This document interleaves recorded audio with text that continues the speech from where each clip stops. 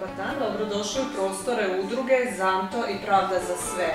Ja sam Ramona Antić, zaposlena sam preko javnih radova. Zaposlili su me članovi udruge Zanto. U ovom prostor radi svakodnevno od 9 do 21 sat. U ovim prostorijama moguće je podnijeti zahtjev, znači stare i nemoćne osobe ukoliko trebaju neku pomoć. Dolazi ekipa, znači koji im pomažu cijepati drva. Te javne radove idemo, a on je zidar, jel te, onda on zna raditi, onda tak popravak neke žbuke ili nešto tako, sitne te radove radimo, privatno. Mislim privatno, od tih ljudi što se prijave.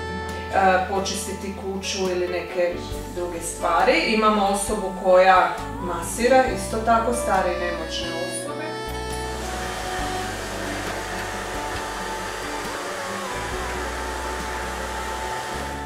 U ovim prostorijama ja držim instrukcije, znači iz raznih predmeta za osnovnoškolce, srednjoškolce i za studente.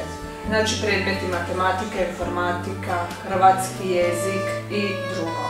U poslijepodnevnim satima ovdje se organiziraju razne sportske aktivnosti, igre tipa golfa, malo nogometnih turnira, odbojke, zatim nogomet, biciklijade.